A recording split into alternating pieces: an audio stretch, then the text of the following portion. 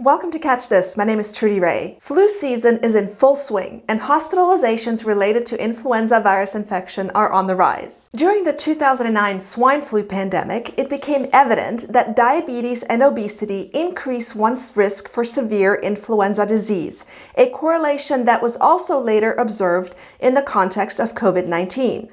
A series of recent studies led by Kirsty Short at the University of Queensland have shed some light on the mechanisms that implicate diabetes and obesity as causal risk factors in severe influenza. In this video, I will briefly describe a few of these studies. Don't go away.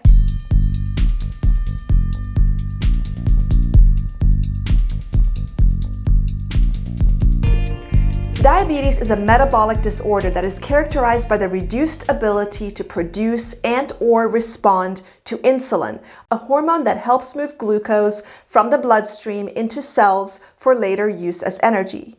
Type 1 diabetes is an autoimmune disease that develops when the immune system attacks the pancreatic cells that make insulin. This leads to decreased insulin production and increased levels of glucose in the blood. This is a condition also known as hyperglycemia. Type 2 diabetes is caused by advanced age and obesity and occurs when the body's cells become resistant to the effects of insulin. The pancreas then works harder to compensate for the resistance, but becomes damaged and unable to produce enough insulin over time. This series of events also gives rise to hyperglycemia. An initial publication by Short's group showed that hyperglycemia in mice with type 2 diabetes induces a pro-inflammatory condition that leads to the destruction of the epithelial-endothelial barrier, a series of cell layers that protects the blood and surrounding tissues from the passage of pathogens and toxins. Infection with influenza A virus led to increased damage to the barrier in diabetic mice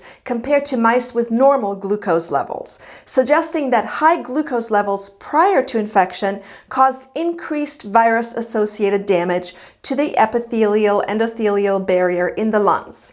This type of damage ultimately increased the risk of pulmonary edema, a life-threatening condition that results from too much fluid buildup in the lungs. In a subsequent study, Short and colleagues isolated cells from the blood samples of healthy donors and donors with type 1 or type 2 diabetes, and then they transferred the cells to cell culture and infected them with influenza A virus for a period of 18 hours. The authors then analyzed the cultures for cells that expressed markers that are characteristic of T cells and proteins produced by cytotoxic T cells. Cytotoxic T cells are essential to the adaptive immune response because they identify and eliminate cancer cells and cells infected with viruses or bacteria. The authors found that influenza virus infection of cells from diabetic donors led to production of fewer cytotoxic T cells that secreted tumor necrosis factor alpha, also known as TNF-alpha, a protein that has strong antiviral activity against influenza virus. In contrast, infection of cells from healthy donors led to increased levels of TNF-alpha producing T cells. These results suggest that hyperglycemia impedes the function of cytotoxic T cells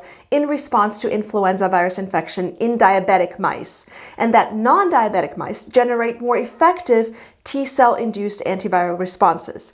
This finding is consistent with the results of earlier work investigating the effects of obesity on influenza outcomes in mice, which revealed that the functional capacity of influenza-specific cytotoxic T-cells is reduced in obese mice compared to lean mice. These data make sense, considering that obesity leads to inflammation and often to type 2 diabetes. Follow-up studies by Short's lab have revealed that although average blood glucose levels are an important indicator for determining the risk of adverse influenza outcomes, wide-ranging fluctuations in blood glucose levels are an even more indicative risk factor.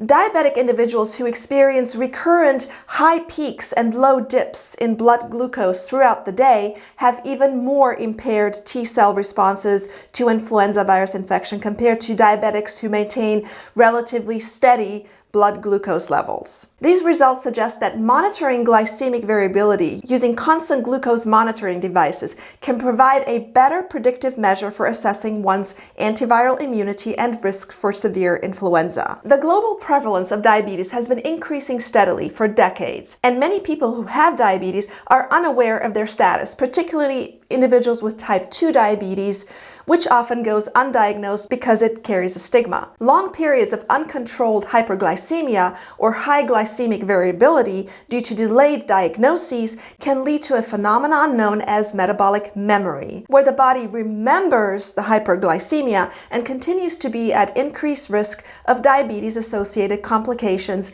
even once glucose levels return to normal. On the other hand, gaining early control of blood glucose levels through a combination regimen of diet, exercise, and medication leads to profoundly reduced risks of complications associated with diabetes, including those caused by influenza virus. And of course, vaccination against influenza virus is particularly important for people living with diabetes and obesity because it provides an additive protective measure against severe disease. That's it for today. Thanks again for listening. Please subscribe. My name is Trudy Ray, and I'll see you next time on Catch This.